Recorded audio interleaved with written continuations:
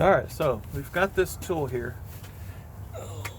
that you put onto this valve to remove it. So it has different fittings on here. And it's got one for high pressure, and there's a blue one for low pressure. And inside here, there's this Schrader valve tool that you use to unscrew it with. So you put this on here, and well, anyway, let me go through the operation a little better here.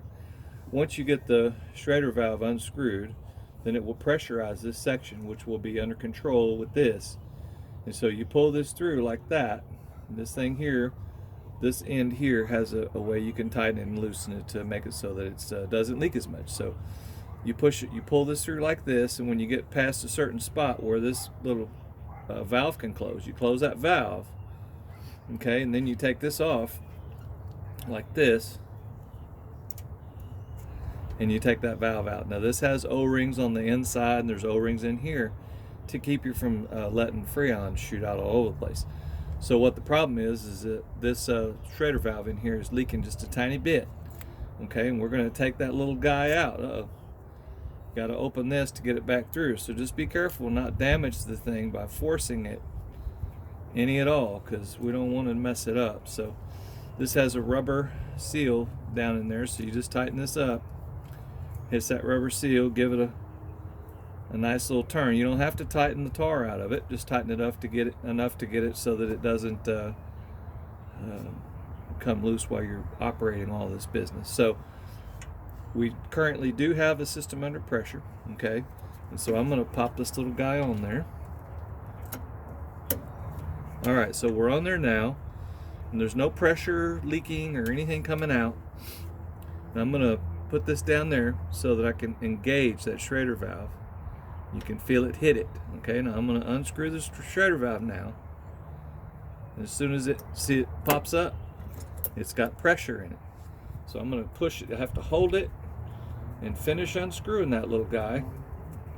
Give it a good 2 rounds, enough to get those threads loose. And so, all right, so at this point here, the Schrader valve is loose and it's up inside here, okay?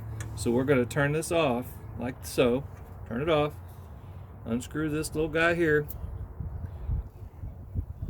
Schrader valve would be stuck to the end of it. Well, not in this case. Needs a little bit more turning. So let's try that a little bit more here. Turn it a little bit more.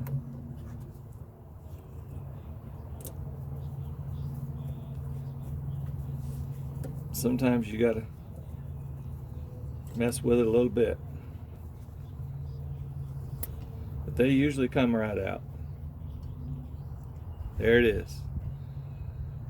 That's your Schrader valve. Now this thing has like a way of capturing it a little bit. It's got a hole there that this little pin goes into, and it grabs it. So when you pull it out, you got to give it a little tug to get it loose.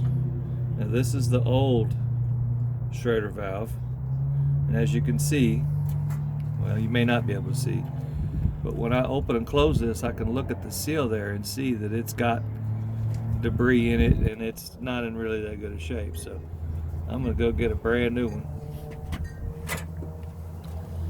Put that little guy in there.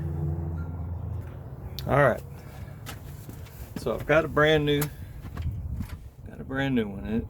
They're not always going to look exactly the same, but they're close enough, and they all do the same thing. So get rid of that old one, get your new one, and stick it on here like this.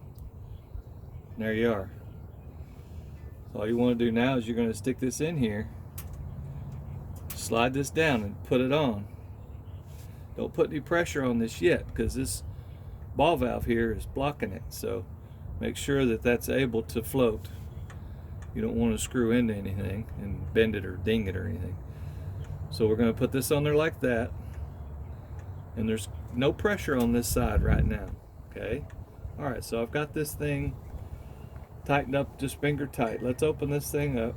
All right, so now we have pressure.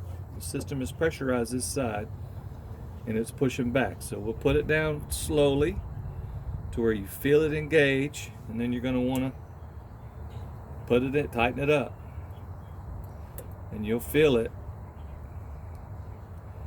You'll feel it go into the spot. It's not that hard.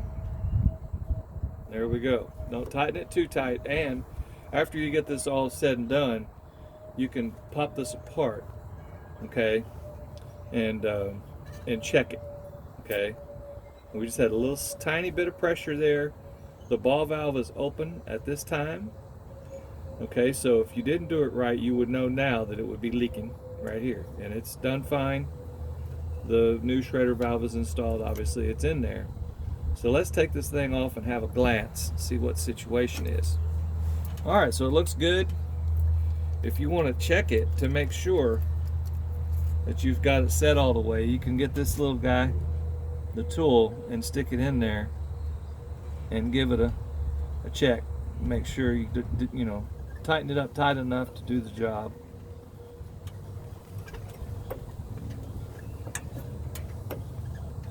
Yeah, and it feels fine. Don't ever over tighten it. This stuff is aluminum.